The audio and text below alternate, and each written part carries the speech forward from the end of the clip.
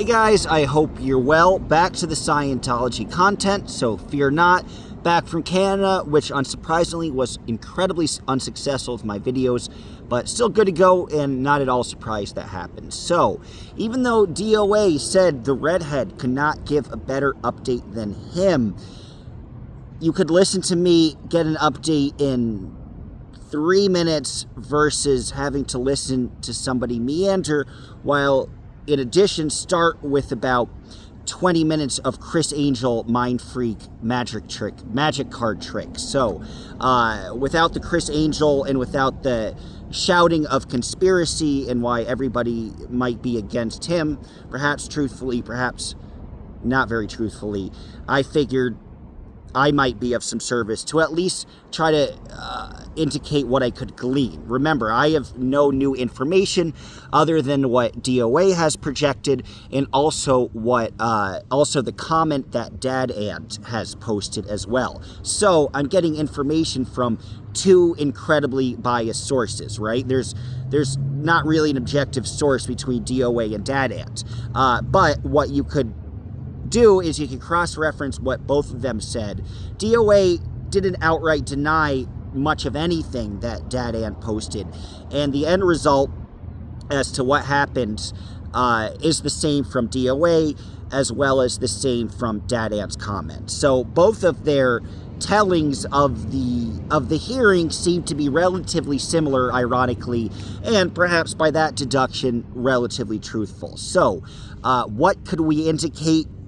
There's already, it's moving fast, moving more quickly than I thought it would move. DOA already has 2 trial dates for 2 of his different court cases. May 14th is one of them, and there's a subsequent one, I believe, at the very end of May, May 28th or 29th. I have to double check exactly what date that is. But he has a trial date, and it's surprising because I assumed that there would be a continuance. The problem is, the way you can get a continuance is if you're actually using a lawyer at the moment and the lawyer knows how to fight that. It appears from both sources that it is officially too late to combine the felony case and the misdemeanor case into one. So that is already too late. And I will say, for people skeptical of DOA, they might have a reason to be, only because DOA could have utilized a lawyer a month ago, and had he utilized the attorney a month ago, he would have been able to go through the machinations of being able to try to combine the case. Apparently what the judge told DOA, the judge simply remarked to DOA that it was way too late to even think about combining the cases, that he missed the ball completely on that. And then DOA said, his exact words were, read the room, that the judge admonished him for not having an attorney. I think it's too late to read the room. I don't know if I'd use that expression versus the judge gave him a kick in the ass. A kick that isn't ultimately that effective because DOA failed in trying to get his cases combined.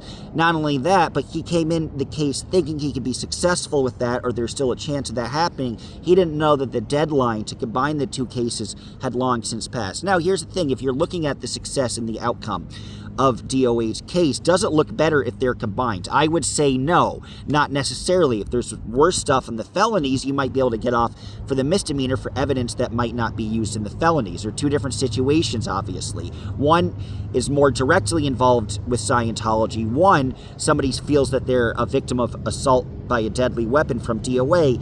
There probably is a Scientology connection, but there isn't an outward direct Scientology connection. So also, DOA has this fantasy, especially with the assault situation, to all have this circle back to Scientology. But in one of the situations, Scientology technically doesn't have that much of a role. Now, if you're conspiracy-minded, do your best to fight and prove that and try to uncover something interesting, perhaps. But again, the clock is ticking with all of this. Another big part about this is the discovery process. Now, this is where I don't think anybody should doubt DOA, but he needs to hire a lawyer ASAP.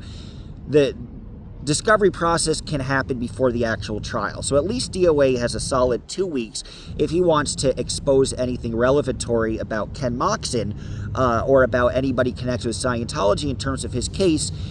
He could do that in discovery. But here's the thing that will be tough. He feels like he could use this case to essentially expose all of these other negative things that Scientology is doing. But judges hate anything that seems to be deemed a distraction. Judges hate anything that will distract them from focusing on the specific case, on the specific charge, on the specific person. So if the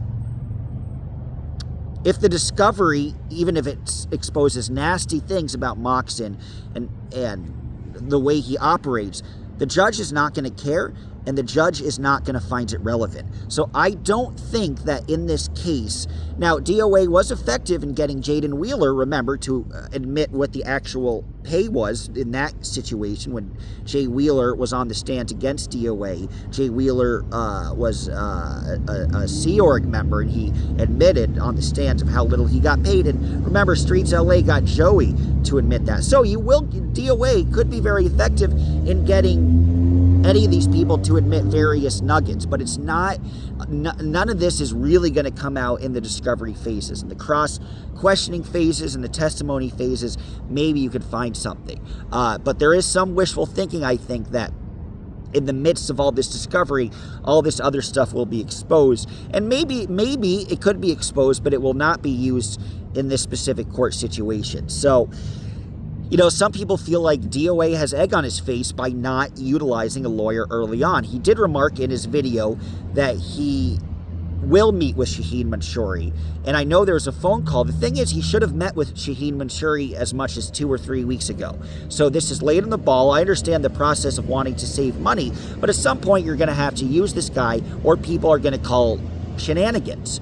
I'm not calling shenanigans yet, but people do have a right to be watchful and really wonder, when is he actually utilizing the money that he's raised on an attorney? He says he's going to utilize that for the next hearing. Unfortunately, for people who really want DOA to be wise with his money, he hasn't really been that wise because he wasn't able to get the cases combined. Now, I will say, I don't think, as I mentioned before, I don't think he needs to get them combined necessarily, but if that was his goal, he did not achieve that goal. And perhaps if he felt that was important, he should have utilized an attorney for that. So that's the general situation. I think if there was a lawyer, there would have been another continuance. But now there's 2 jury trials that are scheduled, and I will be there on the 14th, and I'll certainly be there at the end of May. So on the 14th, I'll be able to tell you guys if he actually has Shaheen with him. And now the other question is, if it's $60,000 he's aiming to raise, is he really going to need that in the actual duration of the trial? I assume that he'd spend some of that on at least 1 or 2 preliminary hearings. Remember, I said to you in preliminary hearing 1 or perhaps number 2, you don't need it. But in number 3, number 4, you're probably going to need an attorney. But I will be able to see on the 14th what the whole situation is. So, and here's the other thing, guys. It's going to be tougher to win already, because already the judge is going to look askance at DOA. The judge certainly admonished him for not having an attorney. And DOA tried to remark that, well, Okoa never cared in the restraining order case. I mean, I hate to say no shit, Sherlock, but stupid, that's an RO situation versus a misdemeanor and felony criminal situation. You're not going to necessarily, a lot of people in restraining order hearings, because it's not legal or criminal in that way, they don't have an attorney. That's not that big of a deal. You should get an attorney, whether it be court, and he seemed to have not followed through with his previous court-appointed attorney. I know there were some conversations, and the court-appointed attorney referred him to another person who'd be interested in that case. It doesn't look like he's utilizing that attorney either, but I might be wrong about that. Maybe he's utilizing the court-appointed attorney for the other case.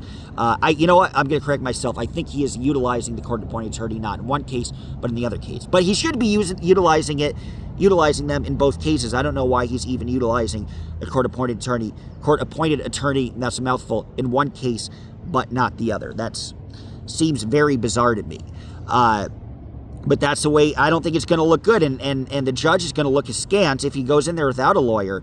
The judge is going to elicit no mercy, because ultimately it's a help me help you situation. The judge is going to exercise more mercy if the judge feels like DOA did his homework, did the best he could, tried his hardest, got an attorney, whether it be paid or whether it be court appointed. It doesn't have much to do with your finances if it's court appointed, but the judge wants to see that you put in the legwork to do all you could do to bolster your case. If you don't put in that legwork, the judge and probably the jury will have a lot less mercy for you in terms of sentencing and in terms of guilty or not guilty. Of course, the big question is, we've never dealt with a jury trial. This will be fascinating. This will be completely a new situation. So we've never dealt with a jury trial ever before. So that'll be fascinating, and DOA might be able to pull this off if he can make all those conspiratorial connections. If a few of them might be true or convincing, it might be a completely different situation with the jury, but he'll be having to spend a lot of money, and he already blew it in a big way by not utilizing them early on. But it's not too late.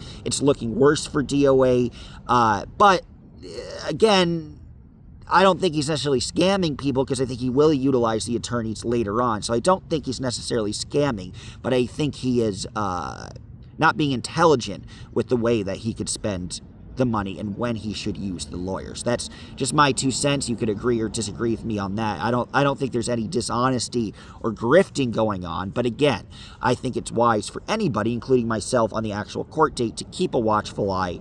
And when push comes to shove, is he actually using that attorney? So this might be a sinking ship. He might be able to turn around. I can tell you there's a stark difference between the way that DOA has been handling this with the way that Henry is handling this. So we'll have an update on that. But I will say, on the opposite side of the coin, Henry's situation is looking better and better and better. He's done a lot of the legwork. He's wanted to try to subpoena various members of the city attorney's office. And it looks like, who knows what the final result will be or the final ask will be, but they're slowly creeping away where this may or may not, but more increasingly likely, may become a non-issue with Henry. So two completely different realities as somebody. Henry is a little more on the ball on knowing who to connect with, knowing when to use your legal team, versus somebody who's sort of winging it. And there may be two different realities and two very different results on the outcome, obviously. Finally, ZDT, there will also be something for ZDT on the 12th. So you're gonna, there are two things for ZDT on the 12th and the 14th. So I'm going to fly in on the 11th, and I'll be there for the 12th as well as the 14th. So on the 14th, I have DOA's case, as well as there's the latest development in ZDT's arraignment, which I won't mess up this time.